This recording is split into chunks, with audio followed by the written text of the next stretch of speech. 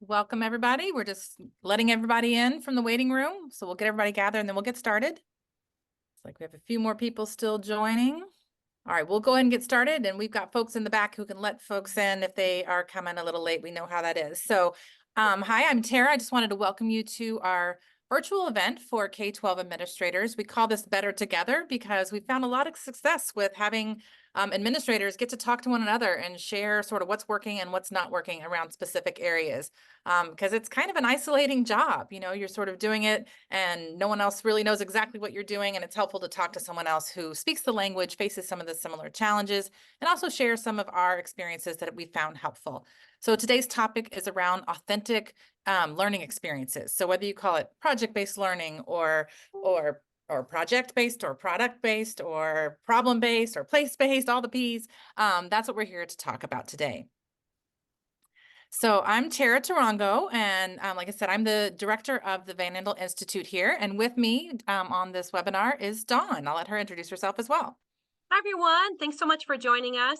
Like Tara said, I'm Dawn, and I'm the Curriculum and Instruction Manager here at the Andel Institute for Education. And that picture right there, that is our research institute. So we're very fortunate that in the K-12 program that we work in, that we're able to talk and work with scientists that are studying diseases like cancer and epigenetics, Parkinson's, neurodegenerative diseases, Alzheimer's, and we take what they're doing in the labs and we bring that into our classrooms. We see students here every day in field trips, after school programs, and then we also share what we're doing with the students with our K-12 teachers. So we truly practice what we preach, and we're really excited to share with you authentic learning because it is one of our main focus areas, and we just really love sharing the different things that we're doing, what we've done with students, and how you can take this back to your school and your district. Awesome. So here's what we have in store. We're going to spend about 15 minutes, give or take, talking about what we mean by authentic learning experiences and why it's so important. And then we will spend about 20 minutes in group discussion. So we will have some breakout rooms, and this is a chance where we'd love for you to participate and share your experiences with the group so that you can benefit from one another. And then we will come back for another 20 minutes to talk about our tips for implementing authentic learning. As Dawn mentioned, what we have found successful, but also what we've learned from you in our group discussion, and share that with you. And hopefully get you out of here 5 minutes early, but no promises. We might go the full hour. We'll see. So let's get started with why authentic learning is important and what actually it is. Well, for the why, let's focus on kind of a little bit of the research here. And so about 2 years ago, the George Lucas Educational Foundation came out with these 4 studies that they funded. And what they found is that PBL increases student performance, increases student engagement, also social emotional learning. And so I just wanted to just share with you very briefly those 4 studies. And this first one is very interesting because a lot of the misconceptions around project-based learning in kind of higher or more rigorous curriculum, like an AP course, was that, it can't be done. It's a high-stakes testing.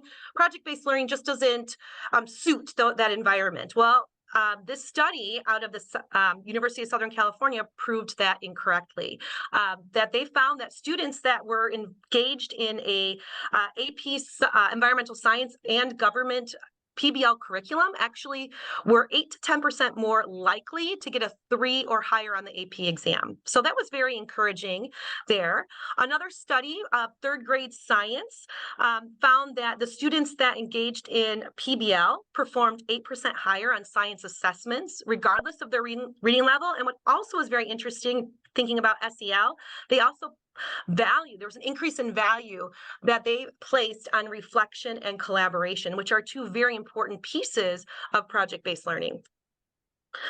In the third study, this was a 2nd grade, and this was a social studies curriculum that they were doing project-based learning in, and they found that the students that participated in that actually increased their learning 5 to 6 months in social studies and 2 months of informational reading. So it really helped accelerate or increase that learning during that time. And then finally, this was a 6th grade science study. They found that The students that received the PBL science curriculum not only made gains on the science assessments, but also they saw gains in math and ELA, in varying levels as well. So that is the research behind why project-based learning. But let's really take a look at what project-based learning truly is when it comes to authentic learning.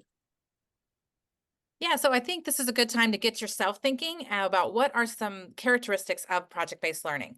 So let's use the chat. Let's get you interacting here a little bit. Nothing too scary on camera or anything yet, but just try to answer that question. What are some characteristics of authentic learning? What comes to mind? So if you want to just write in the chat, what characteristics come to your mind, and then we will sort of codify that into a list that we sometimes use. So what characteristics exemplify an authentic learning experience in your minds? Let's use that chat.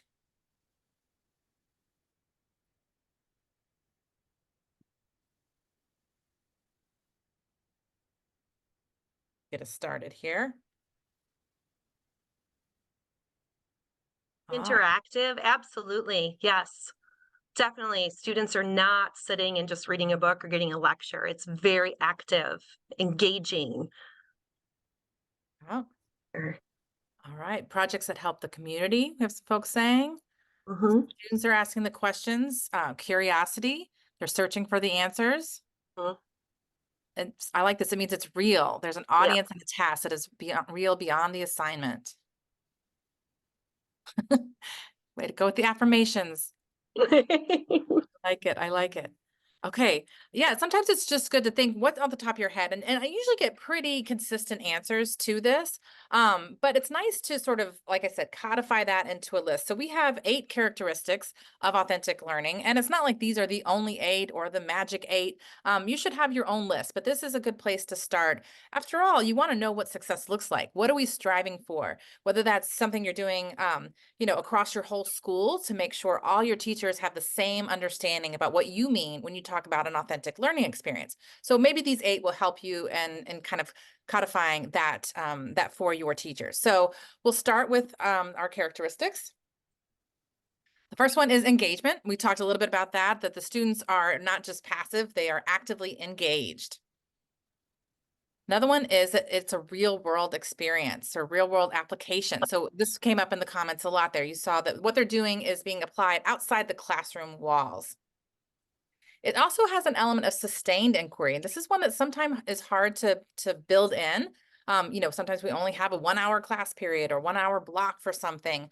But I think about, as Dawn mentioned, we work with some researchers who are studying diseases, and they are studying these not for an hour, not for a week or a month, sometimes years, sometimes decades.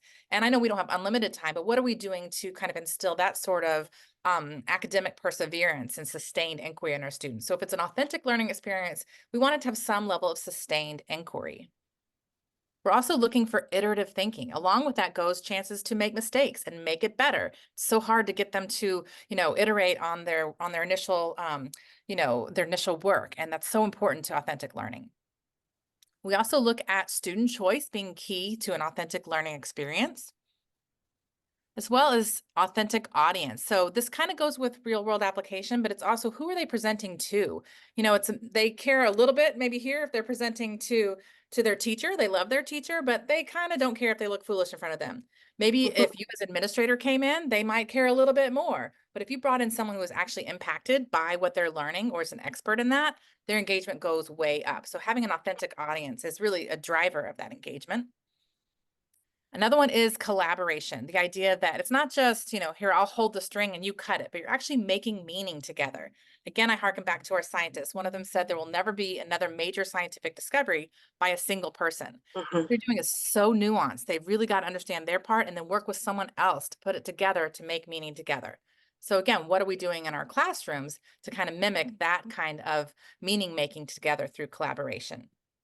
And then the last one is cross-curricular. So if we think about our daily lives, we're always going in and out of different curricular areas. So if it's authentic, it's not just doing math at math time or just doing science at science time or just teaching that one subject area. Even in secondary, you can find ways to make things cross-curricular, to work with other content area teachers, work within various disciplines within your content area to get it as cross-curricular as you possibly can. Now, I also like to say, don't have your teachers feel like they have to be doing all of these every second of every day. It's just an ideal to look at and say, what are we striving for? What does an authentic experience look like? And how can I move a little bit closer to the things on this list? Yeah, I totally agree, Tara. And one thing that we stress with the teachers we work with, it's those baby steps. Like, what are those small steps you can take to move it from, maybe a typical lesson or a traditional lesson or project into something that's more authentic. And so that's what we're going to spend some time today about, and just kind of give you those tips and strategies to share with your teachers and bring back to your schools and districts. So we're going to play a little game. We're going to do this pretty quickly. So, and all you need to use are the R key or the L key. So for R for right and L for left, where should it go in this kind of chart here? Okay, so I'm going to give a scenario, and you're going to tell us where you think, is this more of a project or is it more an authentic project-based learning experience? Okay, so I'm going to go through them pretty quick. It's like a lightning round here, and we'll kind of see where that all falls. So here's your first one, scenario one. After learning about nutrition, students design and create chef hats. Okay, should that go to the right under project or to the left under project-based learning? I'm going to pull up the chat here. Okay, I see some people. Okay, thanks for playing, guys. All right, so let's see. This goes to the right. Yes, so chef hat's fun, right? That's a really cool thing to do after learning about nutrition. So it's more of a craft, cool to do, engaging, but it's definitely doesn't have the meat of those characteristics Tara was talking about. All right, next. Students learn about nutrition, create healthy recipes, and hold a family feast with the community. Right or left? Probably speed this up a little bit. Right or left? Okay, we got some players. All right, let's see what it says here. Left is right. So you can see that they're both scenarios are about nutrition. One was definitely more of an add-on project. One was definitely more of the vehicle for the learning, right? More authentic, more relevant. Okay, so that's kind of how this game is going to play. I've got a few more scenarios, so we'll kind of go through them a little bit faster now. So here we go. Students investigate what it takes to preserve Earth and what it takes to live on Mars. They choose which cause they want to support and create a commercial to solicit donations for their selected cause. Right or left? Right or left? Right or left? Right or left? So they're investigating. They choose a cause, support, they get donations. Okay, so that is actually more of a project-based learning. It's authentic. They are learning through that project, but they're also taking it outside of the classroom to do some good in the world. All right, next one. Students learn about all the planets and create a travel poster advertising the planet of their choice. Right or left? Right or left? Right or left? See some rights in there. See some. Okay, let's see where this goes. Absolutely, that is a project. Now I did that. It's a cool project, but how can you make that more authentic? Right? How can you make that more real for the students? Bringing in those experts, having that public audience. All right, and then here is the last two. Students learn about energy conservation and hold a poster session for parents to share what they have learned. Right or left? Tricky. I know. This one's a little trickier one, and there could be a little dispute. Okay. So we're going to classify this as a project. However, there are varying levels of projects that have varying levels of authenticity. So it might not be a full-blown PBL, but there is that level of authenticity with that public audience. But that scenario really is about the students learn about energy, and then they have a poster session. So they share what they learned. But if we really want to look at it, something a little bit more authentic, let's look at this here. Students conduct an energy audit of their school and petition the school board to make changes based on their learning. Right or left? Yeah, you guys got it. That's left. Yes. So it's something that's important to them, it's relevant, it's happening at their school, they're learning the content while making the world a better place. Okay, so you can kind of see that dichotomy there. And one thing we do with teachers, we go into this, we do this type of game and project type of sort, we call this, but we really stress about the understanding of the difference between a dessert, an after or add-on project, and the main course there. So this is something we share with them, and you'll have access to the slides as well in our follow-up emails. All right, so before we jump into our kind of conversation together, we'd like to share with you a video. And this is one of our projects in action. This is Take a Stand. And so I'd like you to do is just think about the characteristics of authentic learning. Like, what do you see in this video? And then that's where we're going to start with our share out. And if you'd love to give me a little thumbs up or a yes, you can hear in the, I would appreciate, that would be awesome. Appreciate that too.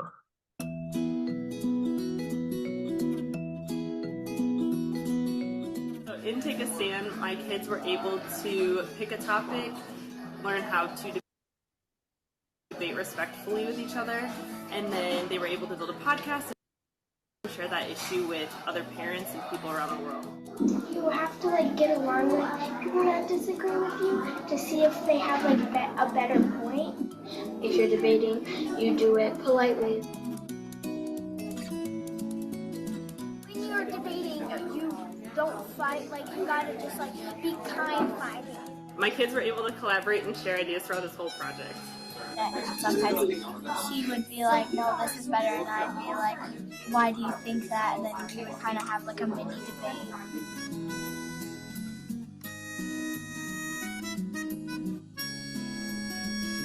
Me and Emma just listened to our first one we ever did, and it was horrible. Yeah, so we're definitely glad we leveled it up.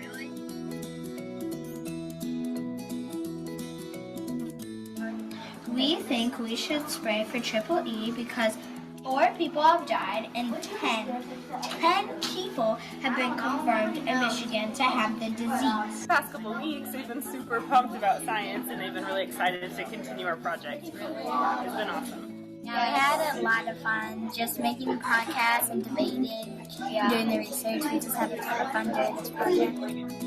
My kids were really engaged because they knew they were going to share their podcast with their parents, the community, and the world.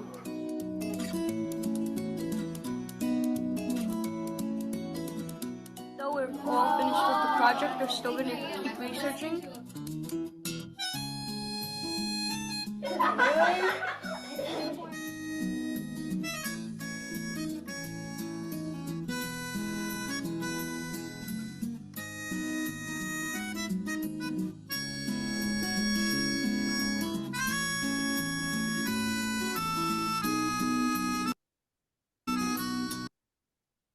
Hey, yeah, I've seen that, Tara. I know we've watched that, so many times, but it never gets old. It's just such a great, Some of the kids are adorable. just to see that in action there. So, all right. So Tara is going to, I think, take it away here. All right. So we have a little smaller group than we normally do. So I think rather than go into breakout rooms, maybe we'll just have a good discussion here as a whole group. If that works for you guys. So we'll just sort of throw out these questions. If you feel comfortable, you can put on your video so we can just chat about each of these. But let's start with, what characteristics of authentic learning did you see in the video? Like, what stood out to you in the video that we just watched? Anybody I'm going want to to stop share? sharing my screen so we can see everybody. Perfect. Anybody want to share? What stood out to you? You might have to unmute yourself. Oh, thanks, Laura. Oh, I was just going to say that, to your earlier point about sustained inquiry, I think that, the fact that there was a student who actively said that he was going to continue looking into the project, that it piqued enough engagement and curiosity that it rises above just being for turning in a project for a grade and being done. Yeah, I think that's my favorite line in that whole video, just because, we talk about authentic learning. I don't really care if they remember how to make a podcast, if they remember spraying for triple E, but I remember that love of learning that he wanted to keep. That's when we know we've really done something authentic and meaningful. That line stood out too. Anybody else want to share something that stood out? And look in the chat. I think Temple had said that the kids were smiling. We're smiling. Yeah, that's engagement, right? They, Right. Having a good helping, time. you don't want to have to pull teeth. One of my other favorite lines in there is the girl who said, "I'm so glad we leveled it up because it was horrible." And I don't know Right. about you, but trying to get students to go from a first draft to a second draft is just sometimes feels like pulling teeth. But if it's an authentic learning experience, it's something where they feel like what they're doing has purpose. They're the ones driving that iterative thinking. They're Mhm. wanting to do another round to make it better.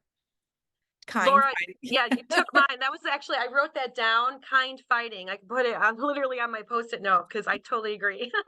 Yeah. That was awesome. I love Collaboration. You those definitely words. saw them working together for sure. For Yeah, sure. that's great. Collaboration. Excellent. Excellent. Want to go to our next question here? Yeah, I've let's got it do that. here. So, what is your experience with authentic learning in your school or district? Do you have something, maybe some successes that you can share with the rest of the group, or maybe some challenges you'd like some help Mhm. working through? What kind of experiences have you had with authentic learning or project-based learning in your school?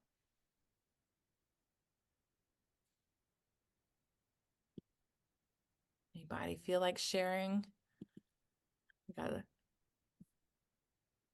quiet group today. It's, uh, after school, we totally get it. Totally get it. Absolutely.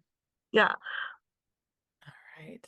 Yeah, so we do work with, and maybe just to prime the pump a little bit, with a lot of different districts in project-based learning and trying to implement it. And we worked at varying levels. Some want to go from like the whole school jumping into PBL to maybe just a little bit smaller. And so with that comes the successes and challenges. And a lot of it, I think, a lot of times teachers can feel very overwhelmed when they love it. They love that the approach. They want to do that. They know it's good. They can see it. It's just, how do they go from what they're doing to that, and so we really are kind of that middle person. So we just try to help them where they're at, meet them where they're at, and take those smaller steps to make things more authentic. And so it's not going to happen over a course of a school year. Like, it's definitely a more long-term type of process, for sure. Stacy wrote in here, we have tried to take it a step further and tried to get older grades to help with younger grades. It was a much smaller task and project to start, but we are trying to expand. I think that's a really smart way to try to Yeah. do it. Try to Mhm. lean on your students to take on some of that burden, because the first thing your teachers are going to say is, I don't have time. So if they can get some help there. I'll also put a little spin on that. There's a project that we did. I thought it was a really fun idea, which was to have the younger students actually present to older students, because this was on financial literacy. So the younger students, like fourth and fifth grade, is a pretty common, or fourth, fifth, sixth, I'd say, for this project. And they learn about compound interest and they have the value of starting to save money early and what that could really look like, and all through this and their final product is to create a lesson plan Mhm. that they can then teach what they've learned in terms of financial planning to high school students, who that's when they need to know it because they're about to leave. So I just thought it was kind of a funny twist on, not that one way is correct or and the other way is not, or anything like that, but it was just a fun twist on that. Mhm. I love that. So our last question there is, what are you going to try next? So are there, maybe you can expand on how you're trying to expand that, or anybody else, is there something that you're thinking about trying in terms of authentic learning experiences? We got a question. Can you give some examples of some of the smaller steps you've helped schools take who are just trying to start out in the PBL journey? Oh, that's a great question. So one of the things that we share is like looking at those different kind of characteristics that Tara went over, and then there was that whole, this is what PBL is, this is what a project is, and thinking about, okay, so maybe you're in more of the projects, which have, there's incredible stuff that's being done in schools, but take a look at one project and what's one thing you can do from the PBL column. Can you bring in a real world expert? Great, let's try that. Can you do a public audience? Let's try that. Can you make it more collaborative? Can you bring in more student choice? Can you make it more inquiry? And that's one thing actually we found, that sometimes the teachers or schools jumping into PBL, that the teachers may not all have the same foundational understanding about what inquiry is first, and understanding that first, like laying that foundation, and then going into from inquiry then into kind of this authentic learning piece. So Great question, Matt. Thank you for sharing that. Laura. Oh, I'll jump in. I've done enough presentation that I feel bad when I'm sitting here. I'm new in my role, so I'm still getting I'm getting a sense of the landscape in my new environment. But if I take a collective view of my experience previously and my experience this year and navigating some of the differences that I've seen in some of the challenges and some of the entry points, I think it's different. Like depending on it has to be just like student learning, it has to be differentiated. I think, the point that you made about the nuance between having a project versus a PBL unit, I think is an important one. I know that for some entry points, I think that just understanding the difference between those two, I think is a really valuable starting point, that it's not a thing you add on at the end. I think sometimes it's like, oh, it's a little art project that you throw on at the end that isn't really anchored in the journey as much. So I think that's a starting point of kind of getting past. And then I think there's another starting point where for some people, having those projects is their entry point. And so I think that finding a space where you have students who either have a unit that they hate teaching, or an activity or a lesson or something that every time it comes up, they're just like, ugh. The kids don't like it, they don't like it. Or maybe it's something that they don't even hate, but students struggle with. That's always a good spot to try to think about, like, is there a way to deliver this differently? And that could be a good entry point. Or I think it's also then kind of as you back through it, thinking about, well, what is the enduring understanding, right? Like you have all of these content standards that are expected. And I think the pressure of making sure you get through all of them for these various tests, regardless of whether you're test driven or not, they're there. I think the key is to sort of take a step back and say, okay, at the end of the day, what are those bigger things that the kids need to know? What do I want them to take away? And then how can you design one experience that will nail that and then add to it kind of each year from that point. But, so actually earlier today, as an example, I'm working with fourth grade teachers on they're reading the book Hatchet. And there's a number of content standards connected with that, reading standards that are connected with that. But as we started breaking it down, it was like, on one hand, there were kids in the class who didn't have an experience around a campfire before. And so giving them the chance to smell a fire or be in the woods and go on a hike is something that not all of them shared. So that on a very basic level was kind of a starting point. But then as we dug into it more, really the essence was, I want them to know that the students are resilient and can overcome anything. And so then at that point, how do you start designing experiences around that allow them to transfer the learning that they've had throughout the year even to a new context where they have to retrieve it without knowing that they're going to have to retrieve it, right? Like it's not studying for a test.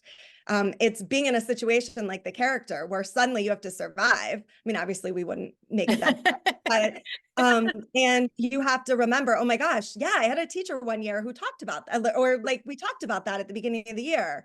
Yeah. Like, oh my gosh, I need this to solve this problem. And so like, I think some of those where you're giving them a chance to transfer knowledge could be an entry point. So I don't know if that's a helpful answer, Matt, or if that responds to your question, but those are thoughts that went through my head. I love it. Yeah. Yeah, I do too. I'm glad you mentioned that too, because it makes me think too, some of my best aha moments, I think, have come for teachers who are maybe reluctant to start project-based learning. They're worried about the time.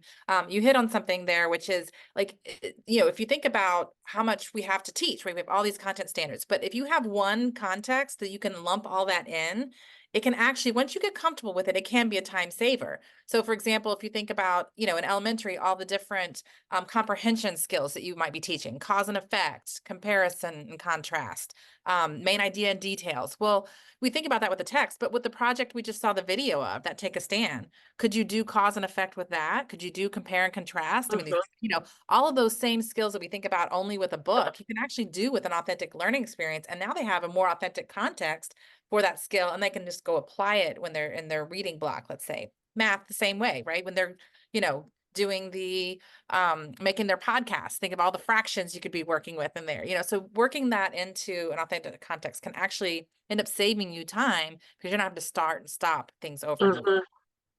Yeah. And you reminded me of something also with the podcast. I think also it's a great place to give students the agency to choose how they want to demonstrate their learning. So it could be a really great space for kids who are they have a passion that never comes up in school, and that maybe there's a way. Some of them are doing a podcast, but maybe there's others who are interested in coding or Lego, like they want to build like a stop action video, like it could be Yes. lots of different ways that they could showcase it. So. Yeah. And you have a little hack for that, which is sort of fun, whether it's a podcast or whether it's a stop action video. But the minute you're putting these things on the web, so a lot of teachers are sort of like, well, how do I come up with an authentic audience? Well, obviously, if you can have somebody come in, I mean, that's great. But as long as you're putting it on the web, now we all know that probably the only people going to this website are the parents, but the kids think it's going viral. They think they're the next YouTube star. So it's just sort of a nice little hack. As soon as you put it on the web, you can call that an authentic audience because the kids think it's going to somebody who's going to discover them. So they really get that motivation engagement up as soon as you put it up on the web. It's nice. Absolutely. Anyone else want to share anything either in the chat or on camera?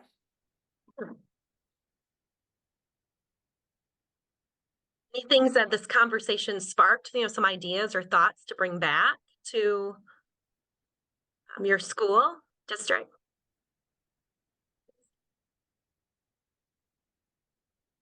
We'll leave the chat going, so that'll be up. So feel free to keep putting things in there. Yeah, And I'm going to continue to share my screen. perfect. We're going to. While she does that, we'll just keep on. So we'll try to, solidify some of the things we talked about in this discussion, some of the tips that came up, and leave you with a few tips for implementing this in your school that hopefully are super practical and that you can come back and feel like this was a good use of your time. So we will look at tip number 1. Okay. All right. So this actually goes along with a lot of what we were talking about, right? Is just kind of meet your teachers where they're at, like that differentiation. And we hear about this all the time. As a classroom teacher, I know I never want to recreate the wheel. It's like work with what you're already doing because your teachers in your classrooms, your schools are doing some incredible things. So how can you take something that's already good, like a really good project, and make it even more authentic, make it even more relevant for the students. So we actually did this with one of our programs. There's one of our after school programs. So I just want to kind of quickly give you an example of this in action with our, we call these our ecosystem explorers. These are 5th and 6th graders. And typically what they would do in this program is that they would learn about ecosystem services. They would learn about biodiversity. They learn about human impact on the environment. They would do a lot of investigations throughout sustained inquiry throughout this 14-week program. But then they would do a final investigation, and they would share that with their family and friends. Really, it was just an incredible program. But we really wanted to up that relevancy and authenticity. And so what we did is this past fall, we took them on a trip right up from where we're sitting right here in our offices. There's a little urban city park. And they took their first day of cohort. They went up there and did an assessment. And they are trying to answer this question now: how can we improve the health of Crescent Park? So now they're looking within their community, doing all the learning that was always done in this program about ecosystems and biodiversity and interactions in the environment. But now we have a relevant, real context that they're learning this in. So they're looking at the park. What are the improvements that they need to make? They're learning throughout this activity so they can come up with a solution. And so these are all the different investigations that they would run, questions that they would answer in order to help them come up with a solution for the park.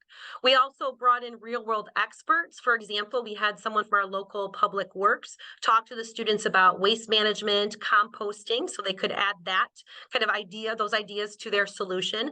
And then finally, we brought the students to the world by having them pitch their solutions in their groups to stakeholders, to people that make decisions about the park to put these into place. And so you can see those were the two winning groups. So it was a really incredible thing because they saw that their work that they were doing mattered, and it was something that was going to make a difference in their community. So that was tip number 1, kind of meet your teachers where they're at, and don't recreate the wheel.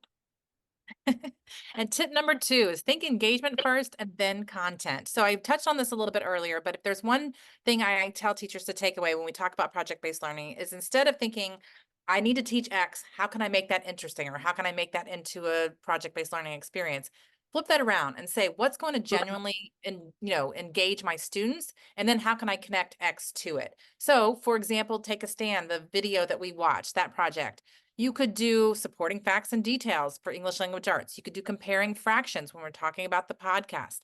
We could talk about information processing. When we talk about making a podcast, what's going on in your brain as you need to, listen to this podcast. Or there's different points of view, right? We talk about taking a stand.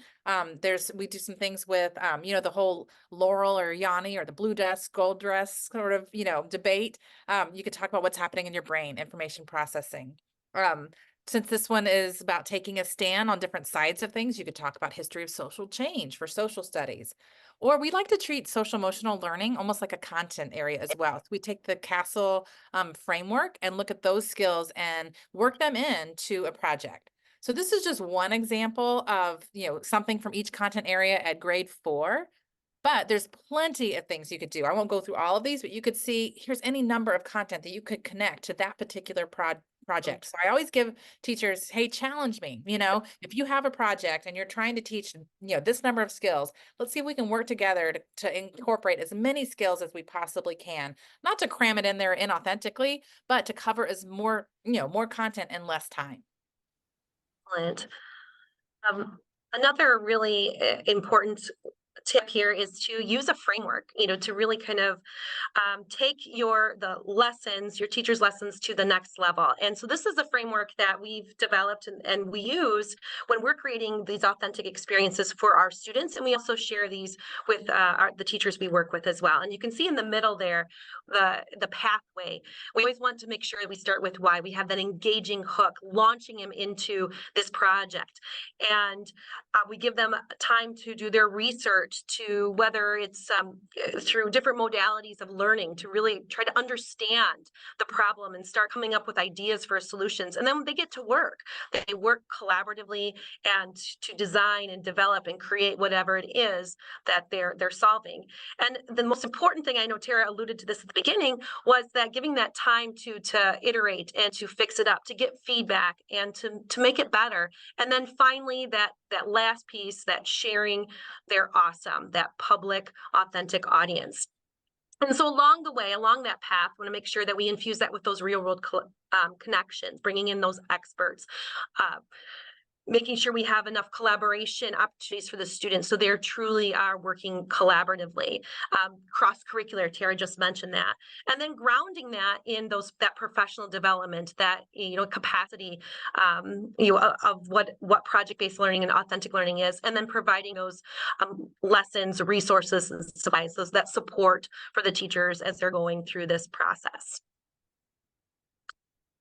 All right. Tip number 4 is we have a 4-step process that we like to support teachers if they want to create their own project-based learning experiences. So I'll walk you through these 4 steps and you can use them with your own teachers. So the first sounds simple enough, which is just find your PBL idea. And there are tons of ideas out there on the internet, which is great, but it's also overwhelming. So if you're like me, my attention span is about 2 paragraphs. So you'll get access to these slides, and this bit.ly here, or this is on our website, is just, we have about 50, I'd say, project ideas. So it's a manageable list to just go through, read a couple paragraphs, see if this is something your students would find engaging. So don't think about content, all that stuff. Just find an idea that your students will absolutely love. So that's easy enough. Step 1 is find your PBL idea. Step 2 is to answer these 3 questions. How will this idea engage my students emotionally? What are they going to do? Think big picture. They're going to make a podcast. What is it, the big thing that they're going to make or do? And then what will students learn? Also big picture. So in this take a stand. They're learning to debate respectfully. So when you answer these big questions about how it's going to engage the students emotionally, cognitively, and physically, this way we know we're activating their engagement in all those different levels. And so once you have an idea that really you have a good answer for all three of those questions, then you move on to step 3. And step 3 is to use, we call this our storyboard. So those circles in the middle are those 3 questions that I just mentioned. So now you fill out the rest of your storyboard. So you look at those real world connections, and we think about this like a 2-sided coin. On one hand, bring the world to your students. So you start exploring and brainstorming, who could I bring in as an expert to talk to my students about this? The other side of that coin is the authentic audience. How can I bring my students to the world? Where can I display their work? This was about nutrition. So could we put their cookbooks that they make at the local doctor's, office? Would they display it there? Would our local bookstore display it? Where could we put their work so that it has an authentic audience? So real world connection, bringing the world to the students, bringing the students to the world. The next piece of that is your content standards and skills. So only now do you start thinking about, okay, what do I want to teach, right? So we know what we want to teach them big picture, right? But now, what are the math standards I want to cover? Science, social studies, ELA, social emotional learning. Or if you're a secondary teacher, who do you want to partner with to get some of those cross-curricular pieces in there? Or what different pieces within your science curriculum might you be able to cover with this? And the last part of this, what we call the front of the storyboard, is collaboration options. So how can you, remember, again, how can you make meaning together? Both within the class, but also if you're interested and you're doing a project, we can help you connect with another class in another part of the country who is doing the same project. How could you collaborate together? How might your experiences be different? And that can be super engaging for the students as well. So creating your own PBL experiences, find your idea, answer those 3 questions. Step 3 here is create the front of your storyboard. And then the last step is on the back of that storyboard, we have that process that Dawn talked about. So this is what teachers are more familiar with, crafting lesson plans. So you think about, how many lessons do I need to have them really understand the why? How many lessons do I need to think it through? Thinking sort of in hour-long increments, what do I need to do for that instruction? And so there you sort of build out the number of lessons that you need for each of these steps. We typically have anywhere between 1 to 4 maybe lessons per step, usually having around, 8 to 10 lessons total in a project. So we walk teachers through how to use this as a framework to build their own lesson plans or their own project-based learning experiences. Absolutely. Yeah. No, this framework it's a great way, a place to start, to kind of look at, again, where you're at. So what are the different projects you have? And then how can you take that project and use this framework to bring it to life? And so what the last step being is, we talked about quite a bit, is that we'll take it slow, taking those slower steps that are moving towards a more project-based or authentic way of instruction. And so I like this analogy. It's like thinking about PBL more of a crock pot process than a microwave one, right? It's going to take time, and realizing that anytime you add one authentic piece, to your lesson, it's going to be a win and it's going to pay off. And so just realizing that it's not something that's just going to happen overnight or during one school year. It is something that it needs time. It needs time to marinate and to in that crock pot. And what we like to go along with this analogy, what are those ingredients for success? What are those ingredients we need to put in that crock pot when it comes to moving our teachers forward? And this is what we've landed on, the ingredients for success. And we all know that grounding in solid, valuable professional development is so important, but we also realize that professional development isn't always teachers' favorite thing. So we want to make sure that that professional development is meaningful, that it's memorable, it's engaging, and it's fun. It's something that they really enjoy. They leave kind of inspired, but also it's practical, something that they know that they can go from that PD and put into place in their classroom the next day. And that's one thing that we really want to make sure that when we're working with teachers, that we're giving them. But we don't want to stop there, right? Because we know that giving them the tools and the resources is so important to make that implementation more likely, right? We know teachers don't have the time to create all these things. So what can we do to support them to bringing this to life in their classroom. And finally, a very important piece of the puzzle is realizing that they have someone to go to, whether it's a coach or someone that can help them along their PBL journey, questions that they have or resources that they might need created to help them move this forward, to really maximize that PD investment and build that efficacy. So those are our 3 ingredients for success. So if we just kind of look at professional development there, and I've mentioned this before, but just making sure that it's professional development. We always strive that values the teacher's time. It gives teachers choice. It's empowering and it's practical. So we want to make sure that we're always doing that it's meeting the needs of the teachers so that they know that when they leave that workshop, that they have the steps and tools and strategies to make this happen in their classroom, if not the very next day, soon after. So that's, again, our first step, our first main ingredient. And then, of course, Tara, we need those resources.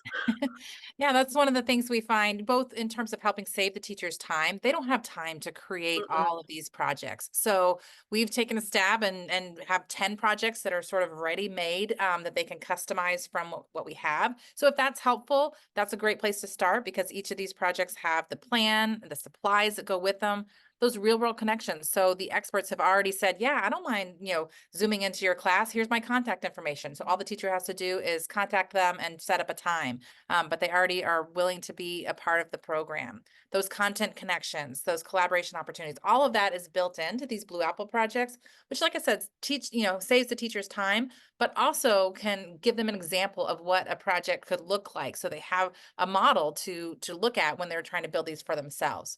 So if that's something that is interesting to you, we have 10 of these projects. I mentioned Take a Stand. We showed that one. I think on the next slide, we have some of the other ones as well. So there are a few of them. If you have any questions about those, you can look at them on our website or ask us about them. You can build your own projects as well, but if it helps to have some that are already built out as a starting point, these are some that are available for you. Absolutely. And then along with that third ingredient to go into that crack pot is just that ongoing support. And so one of the things, anytime we work with teachers in professional development, we want to make sure they leave with the resources and strategies, but also the knowledge that they can lean on us for support. And we've had countless teachers that have just emailed like quick questions or things like that to our PD providers, but also they need a resource like, hey, I need a spreadsheet for grouping for this debate I'm doing, and could you quick whip one up for me? And a lot of times we're able to do that and to save them that time and really let them focus on what they do best, which is teach. So maybe we'll just take a second to think to yourself of those 3, ingredients. Which one is the most important to you and what you might need for your school, whether it's professional development, instructional resources, or that ongoing support? Just a chance for you to reflect a little bit. You can use the chat to write in there 1, 2, or 3, which one resonates for you, and you can do more than one if you want. But what do you think your teachers might need, or what you need at your school to help make project-based learning or authentic learning a success? So just a quick chance to reflect. I want to put in there, we see 2 instructional resources. Yeah, having the actual projects is a big help, and it's a big way to win your teachers over with it too. Absolutely. Yeah, the support, the coaching.